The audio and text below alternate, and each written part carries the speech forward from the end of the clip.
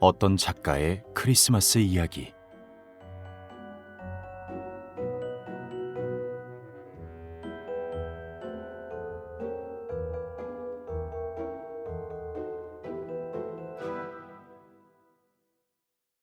다음은 헨리 설로라는 작가가 취미 오락 주간지인 게으름뱅이지의 편집자인 쿠리어에게 보낸 편지다.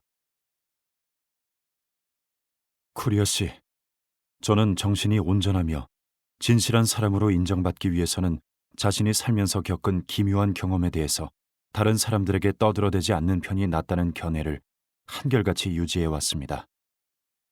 사실 저는 지금껏 살아오면서 온갖 기묘한 경험을 겪었습니다만 그 경험을 다른 사람들에게 소상히 털어놓은 적은 거의 없습니다. 설령 저와 가까운 사람일지라도 말입니다. 가장 믿을 만한 친구들이라 할지라도 그들은 제가 겪은 그 기묘한 경험들이 내 머릿속에서 멋대로 만들어진 상상의 산물이라 생각하거나 혹은 신경쇠약으로 인한 망상이라고 여길 것이 틀림없기 때문입니다. 저는 제가 겪은 그 기묘한 경험들이 진실이라는 걸 알고 있습니다. 하지만 에디슨을 비롯한 오늘날의 과학자들이 마음의 비밀과 인간의 의식을 낱낱이 밝힐 수 있을 만큼 강력한 도구들을 만들어내지 않는 한 저는 그 기묘한 경험들이 거짓이 아니요 병적 망상의 산물도 아니라는 점을 입증할 방법이 없습니다. 예컨대 지난달의 어느 밤에 제가 겪었던 사실을 있는 그대로 말한다 해도 누구도 그 사실을 곧이곧대로 믿지 않을 것입니다. 그날 밤 자정을 넘긴 지 얼마 되지 않은 시간에 저는 담배를 피우지도 술을 마시지도 않은 말짱한 정신으로 침실로 향하던 중이었습니다.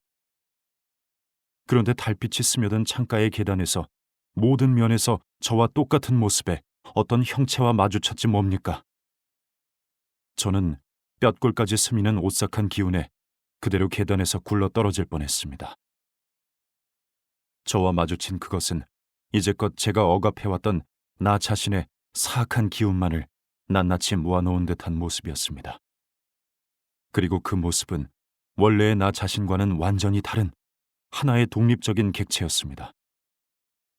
저는 지금까지 살아오면서 늘 부도덕함에 맞서 싸웠다고 자부합니다만 제가 마주친 그것은 진정한 나 자신과는 달리 도덕성 따위는 홀가분하게 벗어던지고 사악함만 남아있는 존재였습니다. 저는 당시에 그 소름 끼치던 기분을 사실 그대로 생생하게 표현할 수는 있습니다. 하지만 그렇게 해봤자 소용없겠죠. 왜냐하면 그 순간의 상황을 아무리 생생하고 현실감 있게 묘사해본들 그게 실제로 일어난 일이라고 믿을 사람은 아무도 없을 테니 말입니다. 하지만 이 편지에 적은 내용 그대로의 일이 실제로 일어났고 그 이후로도 저는 그런 일을 10여 차례나 더 겪었습니다. 그리고 앞으로도 그 일이 반복될 것이라 확신합니다. 저는 제 눈앞에 나타났던 그것이 상상의 산물이건 물질적 실체이건 간에 그 끔찍한 피조물이 두 번 다시 나타나지 않게만 해준다면 제가 가진 모든 걸 내놓을 각오가 되어 있습니다. 그 일이 있고 난 후 저는 혼자 있는 것이 몹시도 두려워졌습니다. 또 무심결에 거울이나 상점가의 쇼윈도 판유리에 비친 제 자신의 모습을 쳐다보는 것도 꺼려졌습니다.